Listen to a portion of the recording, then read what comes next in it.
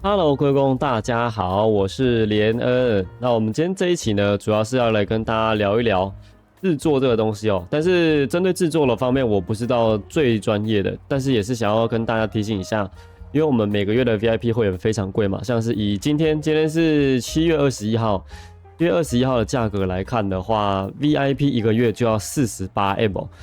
正常來講，你 48M， 就算你每天玩好了，我覺得也是沒有那麼輕鬆啦。特別是針對更不要說一些新手玩家了。所以我今天主要是想要來跟各位講一下如何利用你的善用點。那製作是什麼東西？我們要怎麼樣幫助自己在這個貴到不行的會員價格下，有辦法讓自己持續的擁有這個會員，而且讓自己玩這個遊戲的時候壓力沒有那麼大。好，那我們就馬上開始我們今天的影片吧 ，Let's go！ 好的，各位，那首先呢，我們要先來聊一下什麼東西是製造。製造的話，簡單來講，就是把原材料的物品，像是我包包這種加工皮革，它加工成，譬如說皮夾、皮衣或匕首，就是加工成一種成品。或者是說，像我們這種原材料類有沒有？我們的食物有沒有？都是會需要我們的島嶼種植這些作物出來，才有辦法做成這些食物。就像我們很常在練1到100系列的這種烤豬肉，這些都是會需要這種原材料去制作的。包含我們的武器，這些也都是會需要原材料的，像是採集去採這個鐵礦，弄成鐵條。然後再搭配皮革、神器去做一把武器，你的武器就是這樣來的。那基本上2R內的物件啊，大大小小都是由玩家去搓出來的。那各位平常我們在練等練怪的時候，是整個天賦面板的左半邊都是我們的練等體系嘛。那右半邊的部分呢，是我們的制作體系，像是你可以看哦，你戰士類制作啊，練得怎麼樣啊？哦，你的那個獵人系列啊，製作練得怎麼樣啊？以此類推哈。那基本上製作就大概是這樣子啦，把原材料變成我們要的成品，這就是製作。好的，各位，那再來的話，跟各位講一下製作為什麼重要。那像我剛剛開頭的時候就有跟大家提到，我們製作可以拿來跟我們的這個 VIP 金額抗衡。那我不太確定其他製作大佬他們有多牛逼，這個我不敢跟你們講。但是就以連恩自己來講，連恩自己在做製作的時候啊，都平均一個月是30M 左右的收入。我不能說很高，但是至少可以跟你自己的 VIP 價格對沖，對吧？像我們現在 VIP 一個月48M， 那我一個月製作30M， 等於怎麼樣？我一個月只要不管你是去農，不管你是去 PVP、PVE。打出來的東西有超過18M 或20M 淨利潤了，那基本上你在這個遊戲就算是可以自力更生了。就是你在網上賺，那你就是真的賺錢。對，當然我知道有一些制作大佬他們更強，他們可能挑一些比較特別的品項，挑一些加成，那挑地堡或者說一些制作的小秘訣，我也不確定。那他們一個月的獲利甚至可以超過48M。當然那就另當別論，因為連恩不是這種類型，連恩自己的時間有限嘛，所以我會選擇那一種比較平穩，利潤也相對少，但是沒有關係，因為我重要是我有時間持續投入這個製作啦。對，那所以這就是為什麼製作那麼重要，因為製作做出來的物品，我們拿去市場賣，或者是說找人收，那可以幫助我們跟我們每個月的這個 VIP 去做對沖，這樣你們看到 VIP 的價格的時候，就不會覺得哇。一個東西48M， 一個會員48M， 一個會員50M， 哇，怎麼那麼貴？我買不下去，這樣就會大大的減少你在購買 VIP 的時候產生的壓力哦。好的，各位，那再來的話呢，我要跟大家講一下，我們要怎麼樣去製作我們的物品。那我就以我們這個包包有這個稀有加工皮革為例。那我們這個加工皮革可以拿來做什麼？我們假設我們要做獵人系列的皮甲，吸血衣是不是皮甲？是。那個僱傭兵頭是不是皮甲？是。那我們就要找這種獵人系列的去制作。那我通常會選這個只顯示物品欄內可制作的物品，幫助你快速搜索到你要制作的東西。我們就不用這樣一個一個拉，一個一個拉太麻煩了。那我們這樣制作，你看哦，我現在包包沒有辦法制作這獵人系的武器，沒有關係，我們點護甲，因為我們主要是要制作護甲。這裡點開來，那我這是 4.2， 所以你們就要點這個 4.2 的。這裡還有一些細項可以看。那在這個對應的製作頁面，你就可以去製作你想要製作的東西。那因為它這個如果真的要細講的話，我怕我一個影片講不完，所以就是基本上大概分成戰士、獵人、法師，還有配件跟精煉物品，然後還有工具製作，然後食物藥水製作，差不多就是這樣子啊。以大項來分的話是這樣子沒有錯。那製作的話呢，其實有分很多地方，像我們每一個組成不是黑區的哦，是組成裡面都會有這種玩家去標地完之後去做一個可以讓大家製作的一個商鋪。那像這裡的話，這些都有一些產地的額外加成，像白城就是加成木材啊、生肌肉啊、神聖法杖，以此類推。每一個城市都有他們自己專屬的加成。那如果各位玩家想要製作，那通常都是來這種組成的製作商鋪去做製作這樣子。當然後面還會有地堡的加成，我後面的章節再跟各位說明。那簡單來講，你如果今天想要製作東西，就是找到對應的系列，然後找到對應的製作商鋪，你就可以去製作了。好的，各位，那接下来我們要跟各位聊一下加成這個東西。什麼東西是加成呢？我們在製作物品的時候，會有物品的返還率，像是我今天如果假設我想要做這個披風，假設啦，那在沒有壓專注點的狀況下，我的資源返還率是 15.2%。什麼意思？我做這個披風，假設它是耗100個布料、100個皮革，那它會還我 15.2 個這個布料跟皮革，是這樣子的概念。然後每一個日子、每一天啦，都會有自己的額外加成。那像是我們可以看一下這個活動裡面，點開最底下有個活動，我們可以看一下每日產量加成。今天產量加成是什麼？背包跟布質便攜。也就是說，我在今天我去做背包跟布質便攜的狀況，我物品返還的幾率會越高。也就是說，我做加成的物品，我相對會賺更多。那像你看哦，我們今天加成是背包嘛，所以我背包點開資源返還比率，在沒有壓專注點的狀況下是加 21.8%， 但是我如果今天點開其他沒有加成的，是 15.2%， 這就是加成的差距。但是我現在這個講的這個是只有每日加成，我們還有譬如說城市的加成，還有譬如說地堡的加成，甚至說是你自己專注點的加成。像我們剛剛不是說要做這個4.2 的這個老手級僱傭兵外套，正常情況下你没有壓專注點是 15.2%， 但是我今天壓專注點，資源返還比例變成 43.5%， 也就是說我這16個皮革做下去，它說不定還我6個，說不定還我7個，那這樣的話我是不是成本節省更大？那再加上每日加成或者說地堡加成狀況下，那個量又不一樣。通常啊，真正要制作這種裝備的，會選那種地堡，再加上每日加成，同時都有的時候，壓專注點下去，我天啊，那個資源返還比率真的是香到不行，基本上是怎麼做怎麼賺啊。對啊，當然因為，我不可能跟各位說什麼，你做什麼東西一定賺，或你連現在推薦大家去做什麼。那樣的話，那個市場會迅速的萎縮，因為供給量會過大，導致說價格有點崩跌那種感覺。所以我今天這個影片主要都是跟大家講觀念的部分啦。那我們現在可以看到組成在沒有壓專注點也沒有加成的情況下是 15.2%。那我帶各位去看一下黑區的地堡，它的加成會是幾%。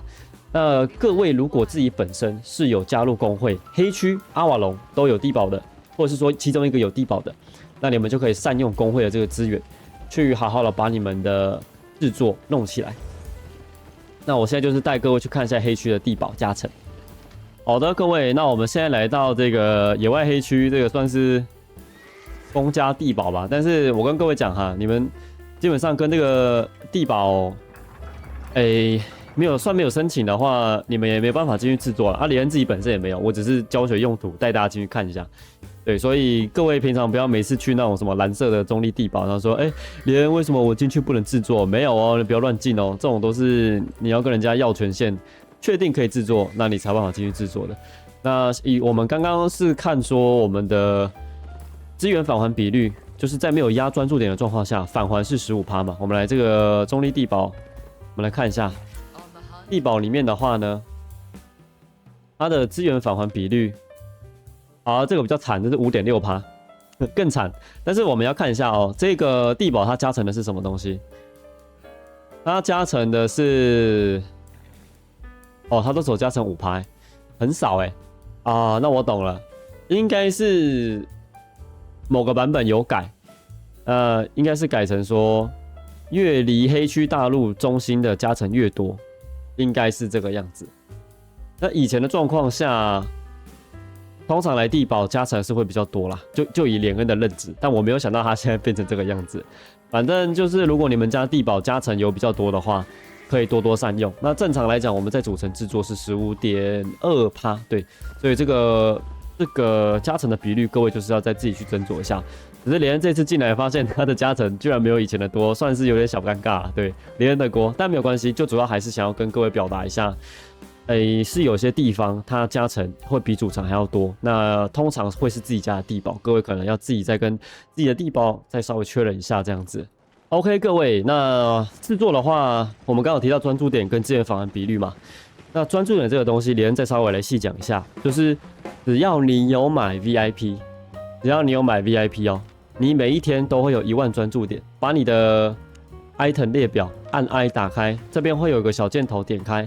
會有個專注點數，這裡每天會有1萬點可以給玩家去使用，但是連恩會覺得它是揮霍，因為我自己都隨便做，對，反正只要做了有賺錢，可以幫助你抵消這個壓力，我覺得是都 OK 的。那這個專注點每天就有1萬，那會隨着我們，譬如說我們制作的等級提高，那我們在制作的時候啊，消耗的專注點會越來越少。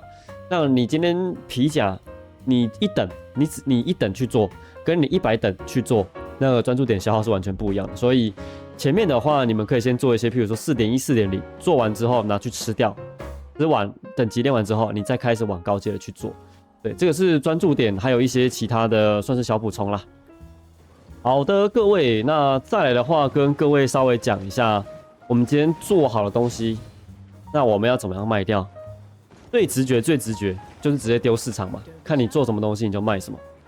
但是呢，我們在制作之前一定要想好一個東西，就是我做的這個東西市場真的會有需求嘛？譬如說你今天做一個，我們就選一個很偏門的老手級凝視法杖、水晶眼鏡蛇法杖，你今天做了一個8.4，特別牛逼，但是市場上有人要收嗎？對不對？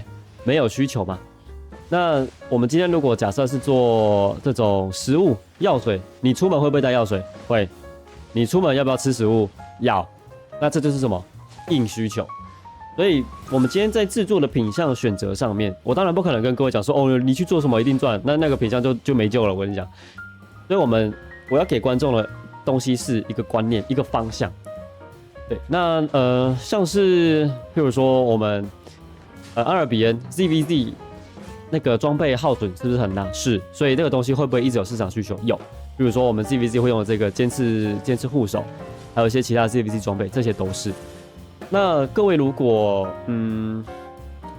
想要做一些比較平穩一點的剛性需求，那就是做藥水啊、食物或者是這種精煉素材，因為你做出來的武器、包包不一定會一直有人買，但是一定会有人一直拿這些東西去制作裝備嘛，對不對？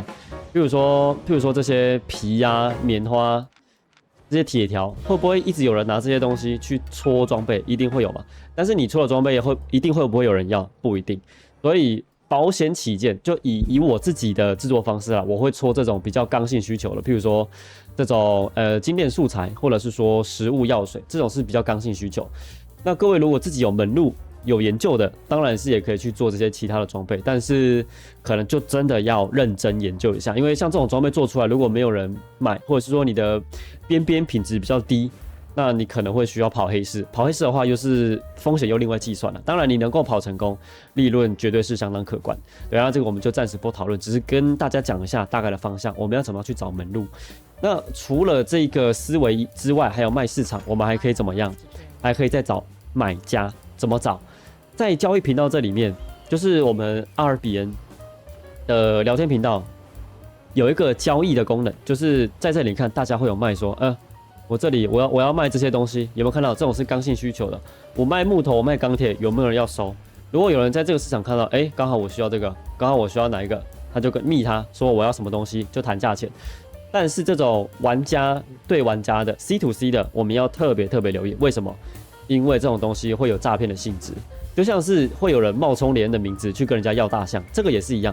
我跟你買200M 的東西，我不小心故意打成20M，你如果沒有注意按下去，那你就虧大了，你就虧到不行。所以這種 C to C 雖然說在這個交易頻道是方便，但是風險各位也要特別留意。